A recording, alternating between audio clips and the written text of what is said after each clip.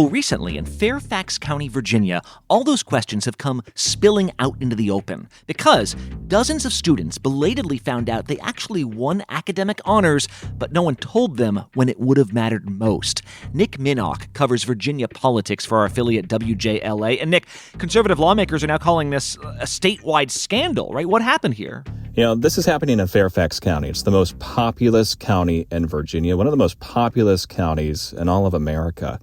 And we have seen a lot of battles here in Virginia when it comes to education. The latest one here seems to be a battle between what some are calling meritocracy versus equity in education.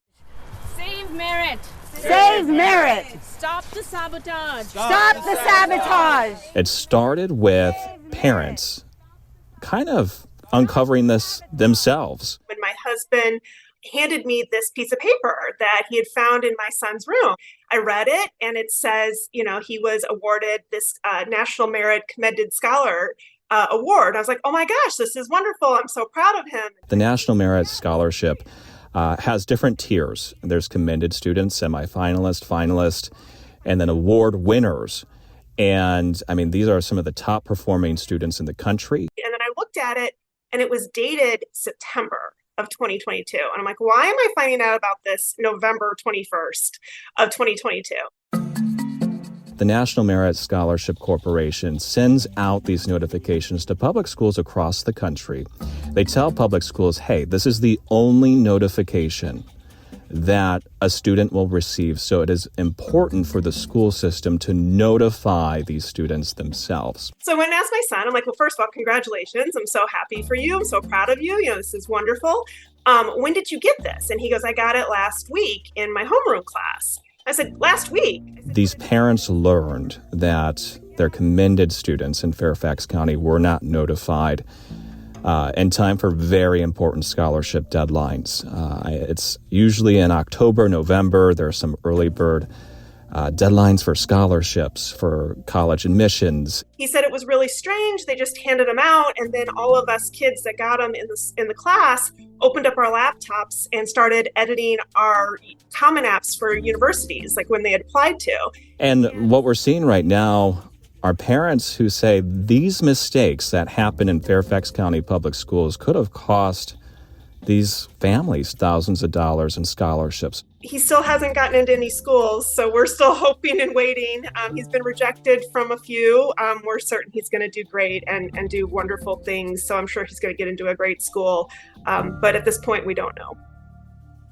Was this just an accident, a goof up, or was there like a systemic reason that these kids wouldn't get notified?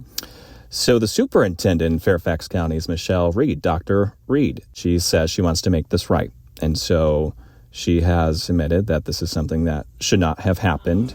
In each case, it's my understanding that the principal signs certificates and pass those to staff who distribute them. When the school system learned about this, Fairfax County Public Schools said they notified these colleges that these students may have applied for to let them know, hey, this student applied for this college or this scholarship. We want to let you know this student is among the top 3 performing students in the entire country, and we just want to let you know it was our mistake, Fairfax County Public Schools, for not letting them know. So I really appreciated that, but at the same time, like the early application deadline for universities was November 1st, and this was December 12th or 13th when this happened.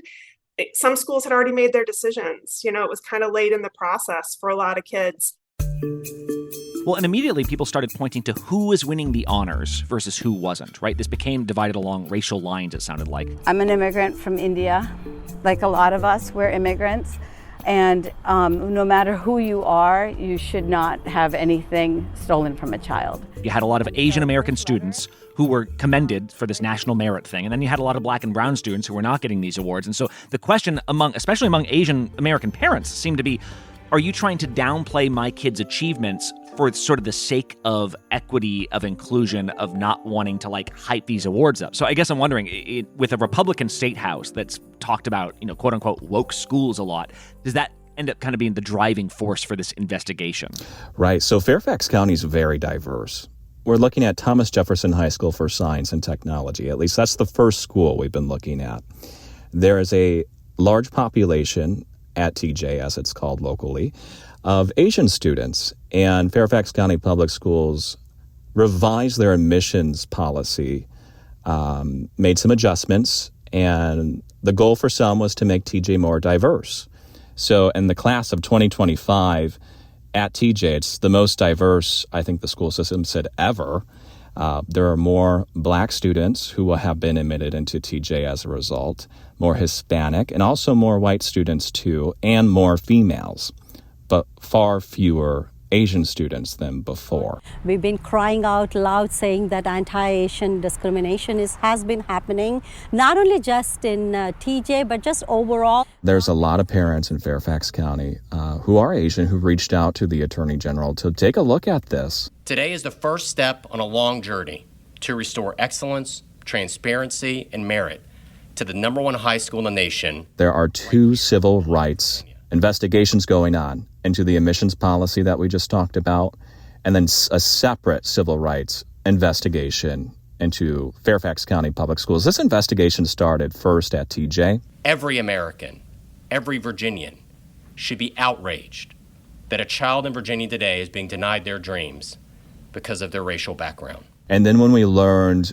2 additional high schools did the same thing by not notifying students of their national merit recognition, the AG decided to expand his investigation into the entire Fairfax County public school system. Racism and race-based government decision-making in any form is wrong.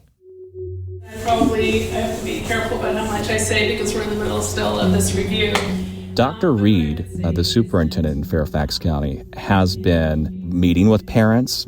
I mean, this is going to affect college admissions. It's going to affect scholarships.